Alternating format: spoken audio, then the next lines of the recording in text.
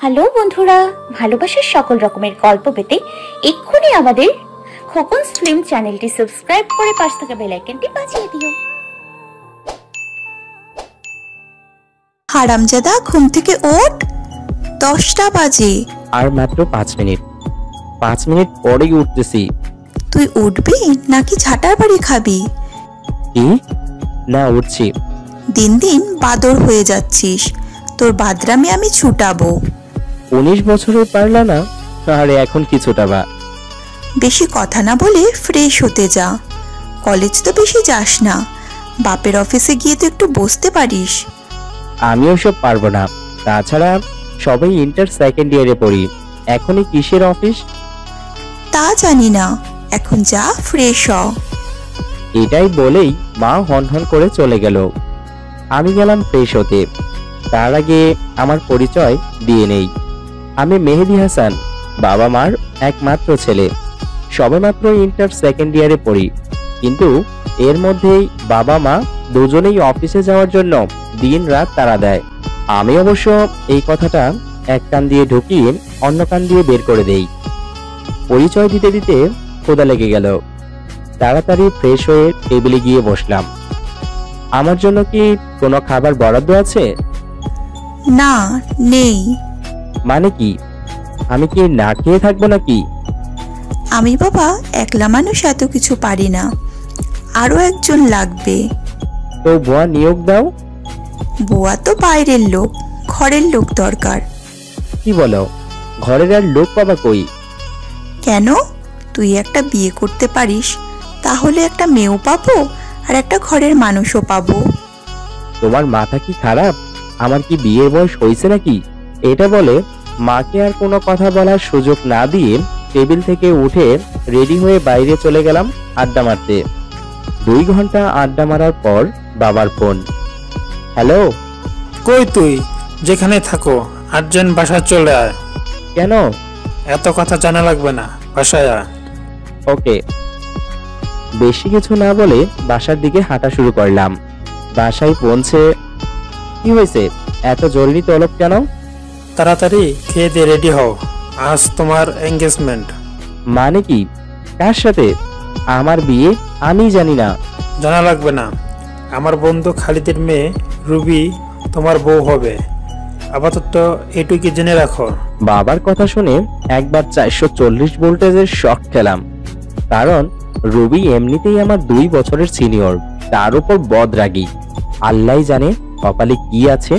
যাই হোক, বেশি কথা না বলে বাবা মায়ের সাথে বেরিয়ে গেলাম। ভয়ে ভয়ে রবির হাতে আংটি পরিয়ে দিলাম, যদিও তার সাথে একটাও কথা বললাম না। এঙ্গেজমেন্টের 2 দিন পর বিয়ে, যদিও এই 2 দিনে রবির সাথে দেখা তো হয়নি, ফোনে কথাও হয়নি। দেখতে দেখতে বিয়ের দিন চলে আসলো। যথারীতি বাসর ঘরে ঢুকলাম। ঢুকে দেখি বউ ঘোমটা দিয়ে বসে আছে। আমি ভাবছি বউ সালাম করবে, তবে অবাক করে দিয়ে বউ কথা শুরু করলো। শেষ পর্যন্ত তোর সাথে আমার বিয়ে হলো? হওয়ারই তো ছিল। তোমার কোনো আপত্তি আছে নাকি? ওই হারামি, আমি তোর চাইতে 2 বছরের বড়, আমাকে তুমি করে বলছিস কেন? আপনি করে বল। বউকে কেউ আপনি করে বলে? কিসের বউ? আমি তোর স্বামী হিসেবে মানি না, আর কখনো স্বামীর অধিকার নিয়ে আমার সামনে আসবি না। আর আমার বয়ফ্রেন্ড আছে। মানে কি? বিয়েতে রাজি না আগে বলো নাই কেন? শুধু শুধু আমার জীবনে এলে কেন? চুপ, তোরে বলছি না আপনি করে বলবি। আর বাবার সিদ্ধান্তের বিরুদ্ধে আমি যেতে পারিনি বলে তোকে বিয়ে করলাম। আর বয়ফ্রেন্ড আমার কাছে 2 মাস সময় চেয়েছে। এখন বকবক না করে ঘুমা। ওকে। ওই, তুই খাটে উঠছিস কেন? আমি কই ঘুমাবো? সোফায় ঘুমা, এই নে বালিশ। এটা বলেই একটা বালিশ ছুড়ে দিল আমার দিকে। আমিও বালিশটা ছুঁড়ে মেঝেতে ফেলে দিলাম। এরপর সোজা বারান্দায় চলে গেলাম, কিন্তু মহারানী একবার ঘুরেও তাকায়নি। আমিও খুব রেগেছিলাম। বিয়েতে মত নেই বললেই হতো, শুধু শুধু আমার জীবনটা নষ্ট করলো কেন? এটা বলতে বলতে একটা সিগারেট ধরালাম। নিজের সেই পরিচিত চেয়ারে বসে একটার পর একটা সিগারেট টানছি আর ভাবছি, জীবনে হয়তো সুখ নামের সোনার হরিণ আসবে না। আমি আর রাতে ঘুমাইনি। সারা রাত সিগারেট খেয়েছি। সকালে রবি বেলকুনিতে আসলো আর একবার মেঝের দিকে তাকিয়ে, এই সিগারেটগুলো কি তুই খেয়েছিস? হুম। কয়টা খেয়েছিস? জানি না। আর জেনে আপনি কি করবেন? তাই তো, তোরে দিয়া আমি কি করব? পরিষ্কার করে রাখ, তোর বাবা মা দেখলে তোর খবর বানিয়ে দিবে। এটা বলেই হনহন করে চলে গেল। কি মেয়েরে বাবা, স্বামীর প্রতি কোনো টানই নেই। এইসব ভাবছি, হঠাৎ কারো ডাকে আমার ভাবনায় ছেদ পড়ল। হঠাৎ পিছনে ফিরে যা দেখি তার দেখার জন্য আমি মোটেও প্রস্তুত ছিলাম না। পিছনে ফিরে তাকিয়ে দেখি রবির বাবা মা দাঁড়িয়ে আছে। আসসালামু আলাইকুম। ওয়ালাইকুম আসসালাম। ওয়ালাইকুম আসসালাম। আঙ্কেল আন্টি, আপনারা এত সকালে? কোনো সমস্যা হয়েছে নাকি? সব ঠিক আছে তো? বাবা, তোমার চিন্তা করার কিছু নেই। কখনো মেয়েকে ছেড়ে থাকিনি তো, তাই ওকে দেখতে এলাম। ও আচ্ছা, চলুন ড্রয়িং রুমে গিয়ে বসি। আচ্ছা বাবা, চলো। কথা শেষ করে উঠবো তখনই রবি আসলো। এই তোমাকে কখন ডেকে গেলাম, এখনো খেতে আসো না কেন? আসতেছি। উফ, তোমাকে নিয়ে আর পারলাম না, চলো তো। এই বলে আমার হাত ধরে টেনে তুলে নিল। বিয়ের পরেই প্রথম ওর হাতের ছোঁয়া পেলাম। কিন্তু যে মেয়ে সারা রাত তুইতুকারি করলো, তার এত দরদ দেখে একটু অবাক হলাম। 7-5 না ভেবে খাবার টেবিলে খেতে গেলাম। খাওয়া দাওয়া খুব খুশি মনেই শেষ করলাম। আঙ্কেল আন্টি একটু থেকে বাসায় চলে গেল। আমি রুমে এসে দেখি রবি আয়নার সামনে দাঁড়িয়ে চুল ঠিক করছে। আমিও গিয়ে পিছন দিয়ে জড়িয়ে ধরলাম। চোর মারলা কেন?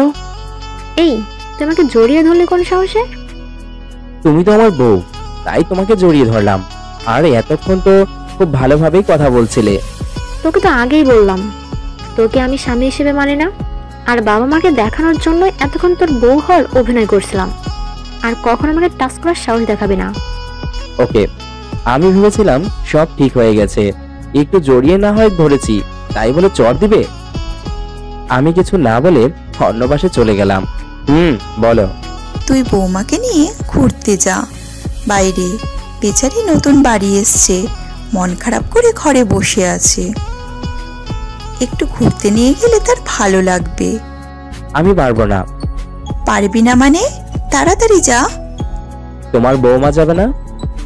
তোকে কে বললো যে বৌমা যাবে না? ওই তো বললো ঘুরতে যেতে চায়। কি বলো? আচ্ছা, ওকে রেডি হতে বলো। আমি রেডি, তুমি রেডি হয়ে নাও। হঠাৎ করে ওর দিকে তাকিয়ে দেখি সেজে এসেছে। নীল শাড়িতে ওকে একেবারে পরীর মতো লাগছে। এই যে সাহেব, এভাবে তাকিয়ে কি দেখছো? যাও রেডি হয়ে আসো। ওকে, কিছু না বলে উঠে গেলাম। রেডি হচ্ছি আর ভাবছি, রবি যদি অভিনয় করত তবে চোখ বুজে অস্কার পেত। ওই যে মিস্টার, কতক্ষণ লাগবে? আমি রেডি, চলো। এরপর নিচে গিয়ে রিস্কা নিলাম। রিস্কায় উঠেই ওইদিকে সরে বসো, আমার পাশে আসার চেষ্টা করবি না। সকালের ঘটনার পরেই ওর উপর মেজাজ গরম, তাই কিছু না বলে সরে বসলাম। হঠাৎ রবি রিস্কা থামাতে বলল। রিস্কা থামিয়ে রবি ছুটে গেল। সবকিছু স্বল্প সময়ের মধ্যেই হলো। কিছু বুঝে ওঠার আগেই দেখি রবি কোনো একটা ছেলেকে জড়িয়ে ধরেছে। তখন বুঝলাম বাসর ঘরে যে ছেলেটার কথা, মানে ওর বয়ফ্রেন্ডের কথা বলেছিল, সেই হবে। আমি রিস্কা থেকে নেমে ওদের দিকে এগোলাম। তোমাকে আমি সত্যি অনেক মিস করছি। সবকিছু এত তাড়াতাড়ি হয়েছে, আমি কিছু সামলাতেই পারিনি। আমিও তোমাকে অনেক মিস করছি। আমি তোমাকে ছাড়া থাকতে পারবো না। তুমি প্লিজ কিছু একটা করো, আমাকে নিয়ে যাও। আমাকে নিয়ে একটু সময় দাও। তোমার বর কোথায়? ও কি কিছু বলেনি? না, পিচ্ছি একটা ছেলে কি বলবে? আর ও একদম খারাপ না, যা বলছি তাই শুনেছে। এর মধ্যেই আমি সামনে এসে পড়লাম। কারিফ, এই হলো মেহেদি, মানে আমার পিচ্ছি বর। হাই মেহেদি সাহেব, আমি কারিফ। রবি তো মনে হয় সবই তোমাকে বলছে। বলেছে তো এই কদিন তুমি একটু ওকে দেখে রেখো। আমার সুযোগ হলে ওকে নিয়ে যাব। ও কি দেখে রাখবে? তুমি তো কিছুদিন পরে আমাকে নিয়ে যাবে, এর মধ্যে ওকে আমার দেখে রাখা লাগবে না। আপনারা যা মনে করেন। দেখেন, এই এলাকার সবাই আমাকে চেনে। এখানে দাঁড়িয়ে বেশিক্ষণ কথা বললে মানুষ খারাপ ভাববে। তাই তো। ওকে, তোমরা বাসায় যাও, রাতে ফোন দিব তোমাকে। Okay bye. আমি আর রুবি বাসার দিকে রওনা দিলাম। সারা রাস্তা আর কোনো কথা বললাম না। রুবির প্রতি এক প্রকার ঘৃণা জন্মাবেই না বা কেন? কাল বিয়ে করলাম আর আজ বয়ফ্রেন্ডের সাথে দেখা করতে এলো, তাও আমাকে টোপ বানিয়ে। বাসায় পৌঁছে কিছু না বলে চুপচাপ রুমে গিয়ে শুয়ে পড়লাম। কিছুক্ষণ পর, মেহেদি, ও মেহেদি। জি আম্মু। ভাত খেতে আয়। না, খাবো না, ক্ষুধা নেই। আরে আয় বলছি। বললাম না খাবো না। এটা বলে আবার ল্যাপটা টেনে চোখটা বুঝলাম। হঠাৎ কেউ একজন আমার ল্যাপটা টেনে নিল। চোখ খুলে দেখি রুবি। কি ব্যাপার, আমার ল্যাপ টেনে নিলেন কেন? উঠে ভাত খেতে যা। না, খাবো না। চুপচাপ উঠে খেয়ে আয়। আপনার কথায় আমি কি আপনার কেনা গোলাম? যখন যা ইচ্ছে বলবেন, যা ইচ্ছে করবেন। ওকে সরি। আর কিছু বললাম না। খুব ঘুমও পাচ্ছিল, তাই কিছু না বলে বালিশ নিয়ে উঠে গিয়ে সোফায় শুয়ে পড়লাম। রুবির সামনে ঘোরাঘুরি করছিল আর আমার দিকে বারবার তাকাচ্ছিল। আমি ভ্রুক্ষেপ না করে চোখ বুজে শুয়ে পড়লাম। রাতের বেলা, আরে শালা কি ঠান্ডা! হারামজাদি, তোর কারণে আজ এই শীতের মধ্যে সোফায় শুয়ে আছি। সকালে উঠে দেখি রুবি খাটে নেই, তাই গিয়ে খাটে শুয়ে আর এক দফা ঘুম দিলাম। এই উঠো, অনেক বেলা হয়েছে তো, খেতে আসো। আমি তো অবাক, এত ভালো ব্যবহার দেখে। উঠছি। এত যদি ঘুমাও তাহলে হয়, আর তুমি না খেলে আমি খেতে পারি। এবার পুরোই অবাক। পিছন থেকে মা চেঁচিয়ে, আর ডাক দিও না, পাজিটাকে ছাটার বাড়ি দিয়ে তোলো। কিছু না বলে উঠে গেলাম। খেয়ে দিয়ে রেডি হয়ে বাইরে যাব। তখন ওই, এই কই যাস? বাইরে যাব। কেন? আসবি কখন? জানি না। জানি না মানে? কাল বউ ভাত, তার খেয়াল আছে? বউকে একা ঘরে রেখে কই যাও? বললাম না আসতেছি। বেশি কিছু বললাম না। বাসা থেকে বের হয়ে সোজা চলে গেলাম আড্ডায়। আজ বেশ ভালো করেই সিগারেট টানলাম। দুপুরেও খেলাম না। বিকেলে আড্ডা মেরে রাত 9টার দিকে বাসায় আসলাম। দরজায় নক দিতেই আম্মু দরজা খুলল। সারাদিন কই ছিলি? বন্ধুদের সাথে ছিলাম। তাই বলে সারাদিন?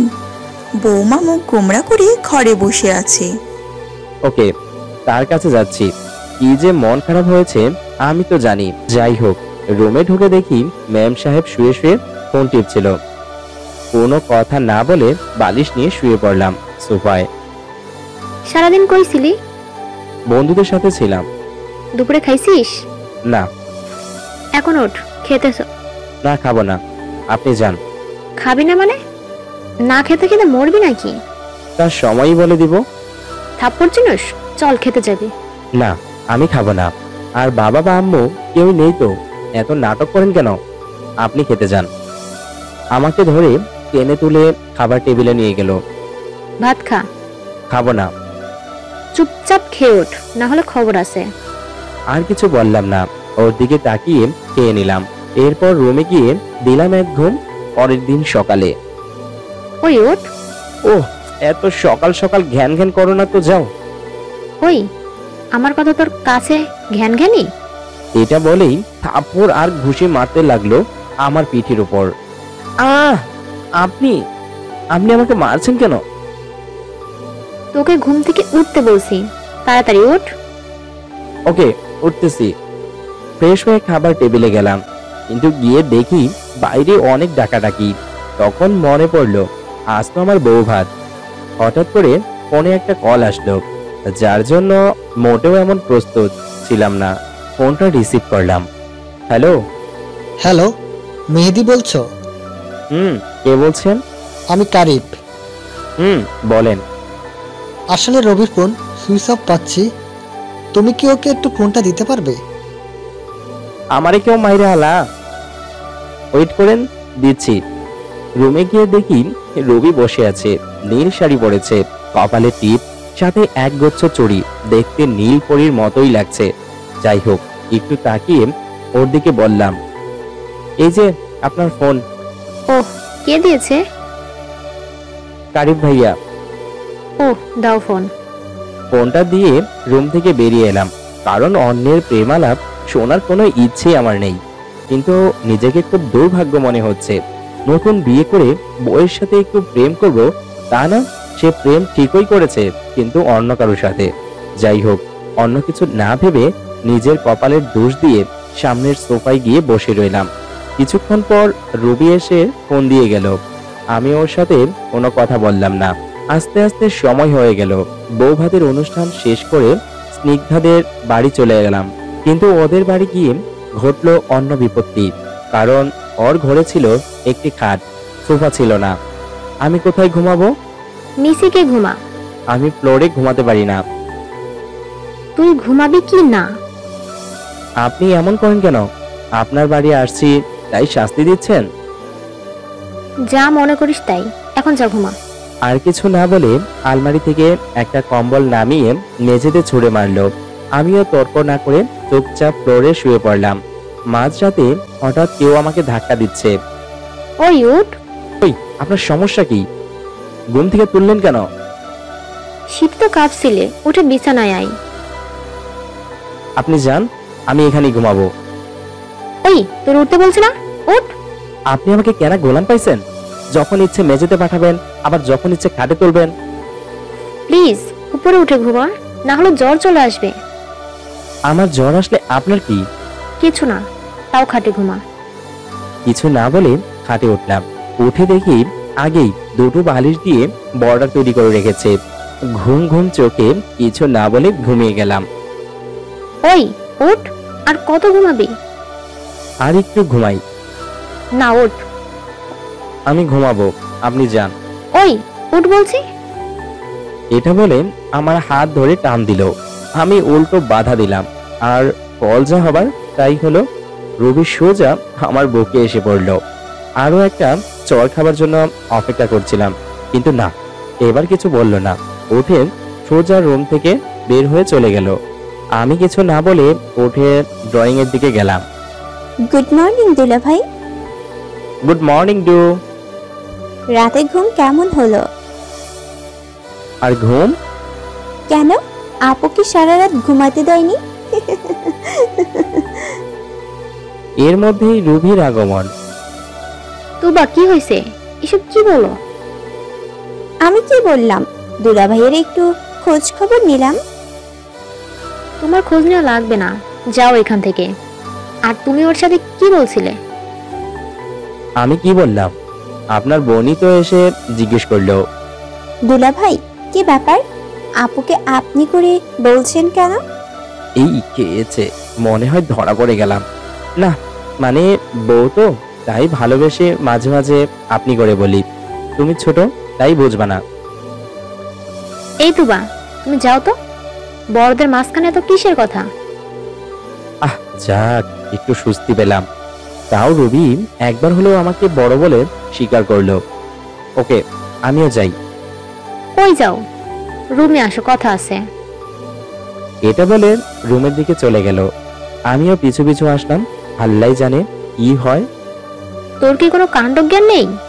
কেন, আমি কি করলাম? সবার সামনে আপনি বললা কেন? তোকে না বলছি সবার সামনে তুমি বলবি? আসলে হয়েছে কি? থাক, কিছু বলা লাগবে না। তুই আপনি বললি কেন? যদি ধরা পড়ে যেতাম?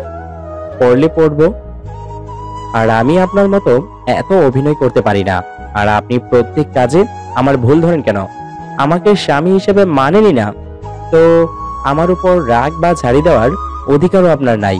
কথাটা মাথায় রাখবেন। এটা বলে রুম থেকে বাইরে আসলাম, কারণ বেশিক্ষণ থাকলে বিপদ। এরপর দুপুরে খাবার দাওয়া শেষ করে সন্ধ্যার দিকে বাসায় আসলাম। কিন্তু এর মধ্যে রবি আমার সাথে একটি কথাও বলেনি। আমিও আগ বাড়িয়ে কথা বলতে যাইনি। যাই হোক, বাসায় আসলাম। খেয়ে দিয়ে যথারীতি সোফায় শুলাম, কিন্তু মাঝরাতে হঠাৎ ও জড়িয়ে। হঠাৎ ঘুম থেকে উঠে দেখি কক কক গায়ের উপর দুইটা কম্বল, কিন্তু আমি তো একটা গায়ে দিছি। বুঝলাম এটা সিনিয়র বয়ের কাজ। Good morning. Good morning too. আর কত ঘুমাবি? এখন ওঠ। উঠতেছি। উঠে ফ্রেশ হয়ে টেবিলে আই। ওকে। এইটা বলার পর রবি চলে গেল। আমিও বুঝলাম না সকাল সকাল নতুন আবার কি নাটক শুরু করলো। যাই হোক, 7-5 না ভেবে ফ্রেশ হয়ে চলে গেলাম খাবার টেবিলে। খেয়ে দিয়ে রেডি হলাম কলেজে যাব বলে। কই যাস? কলেজে যাব, অনেকদিন যাওয়া হয় না। তো ফিরতে কতক্ষণ লাগবে? তো এই ক্লাসগুলো পড়ে চলে আসব। ওকে, যা। এই দাঁড়াও, বলো। আমিও কলেজে যাব। তো যাও, না করেছে কে? তোমার সাথে যাব। আমার সময় নেই, তুমি একা একা আসো। একা আসবে মানে? তুই আসিস কেন? তুই নিয়ে যা। না মানে? কি মানে করছিস? বোমা, তুমি রেডি হয়ে আসো। ও নিয়ে যাবে না, ওর বাবা নিয়ে যাবে। ওকে, বাবাই নিয়ে যাক, আমি গেলাম। ওই দাঁড়া, ওকে নিয়ে যা। আমি রেডি, চলো। ওকে, এত নাটক করলেন কেন? আমার সাথেই কেন কলেজে যেতে হবে? আরে বুদ্ধু, একসাথে কলেজে না গেলে বাবা মা ভাববে আমাদের সাথে ভালো সম্পর্ক নেই। ওহ, তবে একটা কথা কি, আপনি যদি অভিনয় করতেন তবে শিওর অস্কারটা আপনিই পেতেন। তবে রে, এই ঘ্যান ঘ্যান করিস না, রিক্সা ডাক। আমি আর কথা বাড়ালাম না, রিক্সা নির্দিষ্ট দূরত্ব বজায় রেখে কলেজের দিকে গেলাম। কলেজের কাছাকাছি আসতেই আমি রিক্সা থেকে নেমে গেলাম, কারণ বন্ধুগুলো কেউ জানে না যে আমি বিয়ে করেছি। রুবিও মনে হয় ব্যাপারটা বুঝলো। যাই হোক, আমি কলেজে ঢুকলাম। আমার একটু আগেই রুবি ঢুকেছে। আরে দোস্ত, এতদিন কই ছিলি? কলেজে আসিসনি কেন? আর বলিস না, পরিবার নিয়ে একটু ঝামেলায় ছিলাম, তাই আসা হয়নি। ও চল, ক্লাসের দিকে চল। ওকে। এরপর ক্লাসগুলো করলাম। ক্লাস শেষে কলেজ ক্যাম্পাসে গেলাম আড্ডা মারতে। এর মধ্যেই বাকি বন্ধুরাও জড়ো হলো, এর মধ্যে মেয়ে বন্ধুরাও ছিল। যাই হোক, আড্ডায় বসে পড়লাম। কি রে মেহেদি, তোর তো কোনো খোঁজ খবর নাই, ছিলে কই? আরে একটু সমস্যা ছিল, এখন সব সলভ। তোমাকে খুব মিস করেছি মেহেদি। ইনি আরেক মেয়ে বন্ধু, তিনিও কয়েকবার প্রপোজ করেছে আমাকে, কিন্তু রাজি হয়নি। আমি তো মরে যাইনি, এত মিস করার কি হলো? মেহেদি, তুমি না সব সময় কেমন জানি রুড ভাবে কথা বলো, একটু রোমান্টিক না। আমার রোমান্টিক কথা দিয়ে তুমি কি করবা? রবি কিছু বলতে যাবে অমনি, ভাই আমরা আরো কয়েকটা প্রাণী আসছি, খেয়াল আছে তো? ও সরি দোস্ত, যাই হোক তোদের খবর কি? এই তো ভালো। এভাবে 30 মিনিট আড্ডা মারছিলাম। হঠাৎ দেখি রবি যাচ্ছে আমার দিকে, আর চোখে তাকিয়ে আবার চলে গেল। কিছু বুঝলাম না। তারপর দেখি আড্ডার মধ্যে মাইশা আমার গায়ের উপর ঘেঁষে বসেছে। আমি কিছু না বলে সরে বসলাম। 5 মিনিট পর একটা আননোন নাম্বার দিয়ে মেসেজ আসে।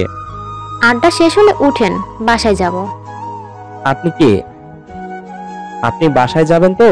আমাকে বলছেন কেন? আমি রুবি, হারামি, তাড়াতাড়ি আই। Okay, 2 minute. ওকে। এমনই এক হতভাগা স্বামী আমি, যার ফোনে কিনা বইয়ের নাম্বারই সেভ করা নেই। দোস্ত, আমি তাহলে আজ উঠি। কেন, এখনই যাবি? একটু থেকে যা। না, যেতে হবে রে, বাই। Okay bye. এটা বলে হন হন করে গেটের কাছে গেলাম। দেখি রবি দাঁড়িয়ে আছে। এই তো 2 মিনিট। সবাইকে বিদায় জানিয়ে আসলাম।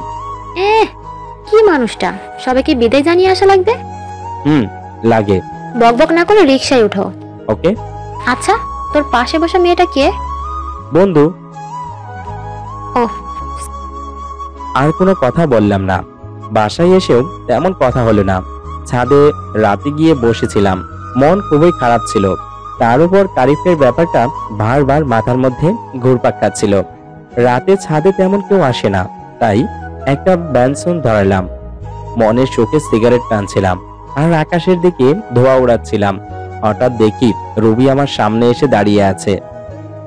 তেমন কিছু বলল না, কারণ আমি যে সিগারেট খাই এটা তো ও বাসার রাতেই জানে। সিগারেট কি নিয়মিত খাও?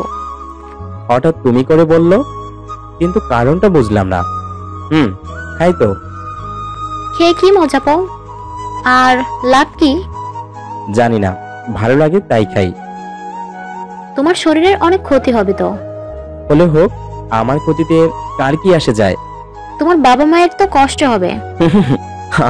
আমার বাবা মায়ের কষ্ট হবে, কিন্তু এখন কি আমার কষ্ট হচ্ছে না? আর তাদের একটা ভুল সিদ্ধান্তই আজ আমার জীবনের সব দুঃখের উৎস। আমাকে বিয়ে করাটা কি তোমার কাছে ভুল সিদ্ধান্ত? সেটাই তো মনে হয়। আচ্ছা বাদ দাও, কলেজে দেখলাম একটা মেয়ে তোমার সাথে গা ঘেঁষাঘেঁষি করে বসেছে। তোমার জিএফ নাকি? না, বাট প্রপোজ করেছিল আমাকে, আমি রিজেক্ট করে দিয়েছি। কেন? মেয়েটা তো অনেক সুন্দরী, রাজি হলো না কেন? আমি সুন্দর দেখে কারো প্রেমে পড়ি না, আর আমার স্বপ্ন ছিল বিয়ের পর বউয়ের সাথে প্রেম করব, কিন্তু তার হলো কই। বলেই আর একটা সিগারেট ধরালাম। আসলে কি মেহেদি, তুমি আসলে খুব ভালো একটা ছেলে। এই কয়েকদিনে তা আস্তে আস্তে তোমাকে যেন নতুন করে চিনছি। আপনার আমাকে কোন অ্যাঙ্গেল থেকে ভালো মনে হচ্ছে? অনেকগুলো। যেমন? একজন ছেলে হিসেবে তোমার বাবা মায়ের কাছে খুব ভালো আর দায়িত্ববান ছেলে, বন্ধুদের কাছে খুব ভালো একজন বন্ধু। আর স্বামী হিসেবে? তা তো জানি না, বাট মনে হয় ভালোই। কারণ যে বউয়ের সাথে প্রেম করবে এই জন্য সুন্দরী মেয়েদেরকেও অ্যাকসেপ্ট করে না, সে নিঃসন্দেহে ভালো একজন স্বামী। এই বলে সে আমাকে জড়িয়ে ধরল। আজ থেকে শুরু হলো আমাদের জীবনের আরেক নতুন অধ্যায়। সবশেষে ভিডিওটি যদি আপনাদের ভালো লেগে থাকে তাহলে আর দেরি না করে এক্ষুনি এটি লাইক করে আপনার বন্ধুদের সাথে শেয়ার করুন। আর এখনও যদি চ্যানেলটি সাবস্ক্রাইব করে না থাকেন তাহলে দয়া করে এক্ষুনি চ্যানেলটি সাবস্ক্রাইব করে নিন। ধন্যবাদ।